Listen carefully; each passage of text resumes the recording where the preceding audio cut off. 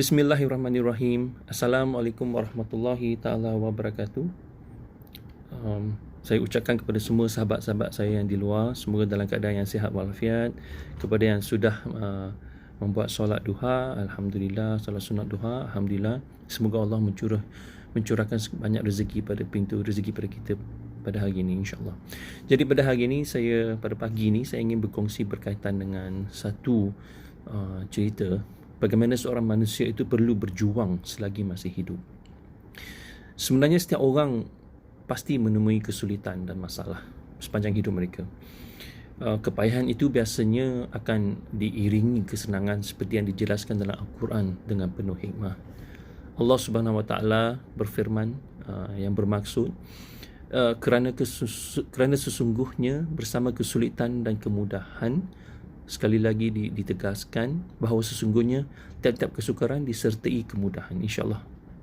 Surah Al-Insyirah ayat 5 hingga 6. Ayat itu membicarakan kehidupan manusia dalam pengertian yang sangat luas. Setiap orang memiliki cita-cita dan keinginan. Seperti saya juga mempunyai cita-cita dan keinginan. Seperti juga dengan sahabat-sahabat, pasti ada keinginan. Jadi itulah kekuatan yang membuatkan kita terus bekerja, terus bertahan dalam hidup dan terus mencari jalan keluar sehingga kita menjadi seorang yang berjaya. Dan kekuatan itu mendorong kita terus mencari kehidupan yang lebih baik dan membahagiakan. Seringkali kita tidak mampu melihat jalan penyelesaian ketika kita dilanda kesulitan. Dan apabila kita buntu, kita cuba meminta bantuan daripada orang, kita cuba meminta nasihat daripada orang-orang yang telah berjaya dan sebagainya. Kita sentiasa mencari pintu penyelesaian. Apabila kita gagal dan apabila kita menjumpai jalan yang buntu. Padahal Allah Subhanahu Wa Taala menjanjikan jalan penyelesaian sedang menunggu kita dalam kesulitan yang ditanggung itu. Saat menerima kesulitan, katakan pada diri kita sendiri, manfaat apa yang aku boleh peroleh daripada masalah ini? Apa yang boleh saya lakukan supaya situasi ini menjadi lebih baik? Sentiasa beristiqamah, sentiasa memberitahu diri sendiri bahawa anda boleh mencari jalan penyelesaian. InsyaAllah dengan banyak berdoa pada Allah SWT. Di samping itu kita bekerja keras mencari jalan penyelesaian. Kita perlu mencari penyelesaian kepada masalah, bukannya perintis kepada masalah. Maksudnya jangan tambah lagi masalah atas masalah yang sedang kita adakan. So kita mungkin sudah mencuba sebanyak 20 kali. Kemungkinan pada kali yang ke-21 Allah Subhanahu Wa Taala memberi jalan penyelesaian. Kehidupan ini memang begini. Begitu juga dengan diri saya sendiri. Saya melalui banyak cabaran dalam hidup saya. Cabaran hidup dalam memeluk agama Islam pada tahun 1998. Cabaran memasuk tempat kerja ketika didiskriminasi oleh majikan. Dan cabaran apabila saya terpaksa berhenti kerja akibat penyakit yang melanda saya.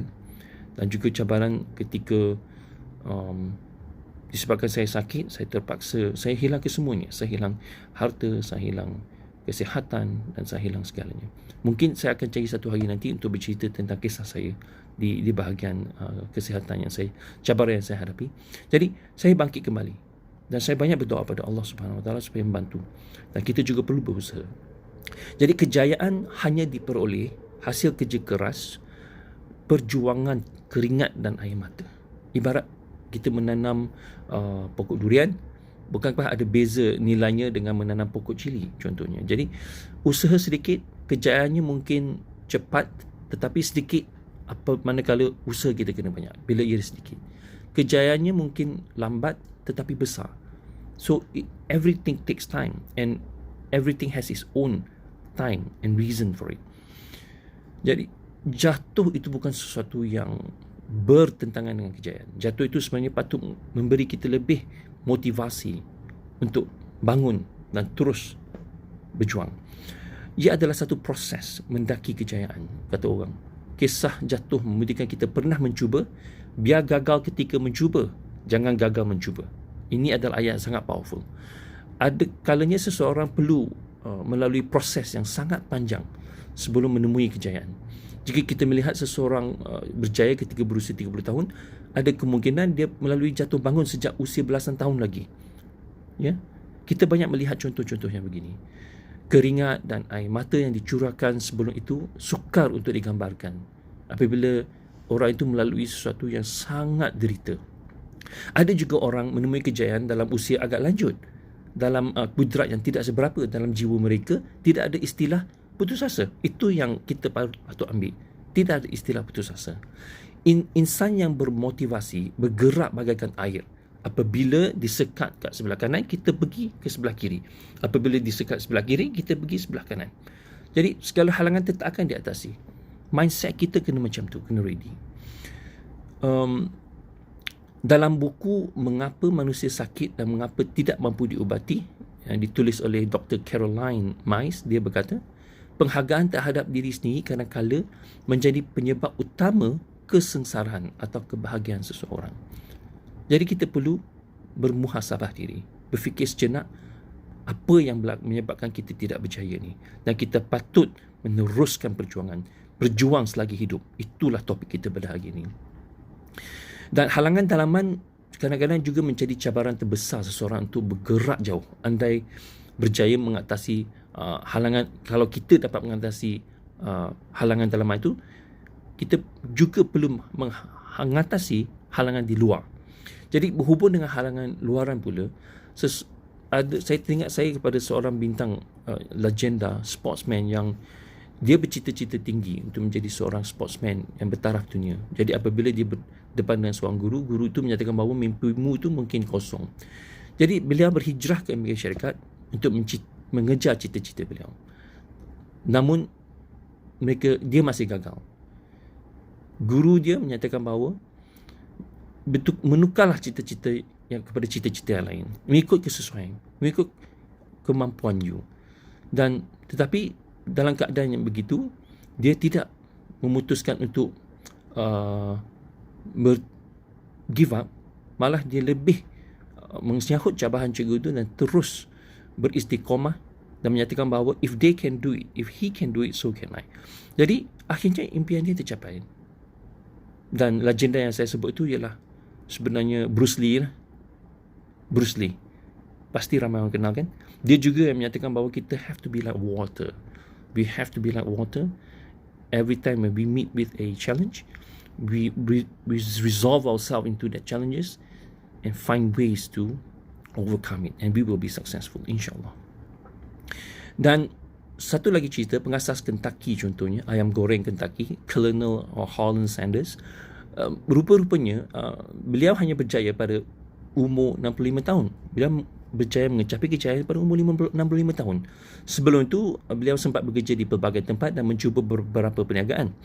Namun usahanya selalu gagal dan dipecat atas pelbagai alasan. Akhirnya beliau merantau dengan keretanya untuk menawarkan diri menjadi tukang masak ayam goreng dengan resipinya sendiri. Beliau mengalami lebih dalam 1000 kali penolakan oleh pemilik restoran. Mereka semuanya tidak yakin bahawa resipinya, ayamnya itu ada potensi yang tinggi. Siapa sangka resipi ayam gorengnya berjaya memikat hati sebuah pemilik restoran. Daripada begitu ramai pemilik restoran, dia hanya perlu mendapat memikat hati seorang pemilik restoran. Resipinya disukai ramai. Hingga hari ini kita boleh perhatikan restoran KFC ada di mana-mana saja di selata dunia. Jadi kekuatan seperti inilah yang harus kita terapi. We cannot give up halfway. There must be a reason. Dengan bantuan Allah Subhanahu Wa Taala, insyaAllah we will be there. Kita akan berjaya. Dan kalau saya nak akhiri perkongsian saya juga dengan satu legenda penulis buku yang terkenal, iaitu Harry Potter, J.K. Rowling. Penulisnya J.K. Rowling. Kisah fiksinya, karyanya memang tidak masuk akal sebenarnya. Beliau pernah diceraikan dan membesarkan anak-anaknya dengan wang bantuan Badan Kebajikan. Siapa sangka selepas menulis Harry Potter, manuskrip Harry Potter yang ditolak sebanyak 12 kali, beliau kini punya wang di dalam bank yang boleh dinikmati beberapa generasi.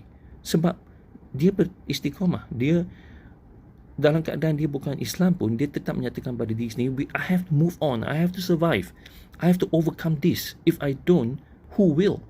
Allah pun menyatakan, Allah Subhanahu Wa Taala pun nak umat dia menolong dia sendiri, bangkit sendiri dan mencari jalan penyelesaian sendiri, dan akhirnya yang menentukan adalah Allah Subhanahu Wa Taala. Jadi semoga kita ni selagi kita masih hidup, berjuanglah. Selagi kita masih hidup, berjuanglah.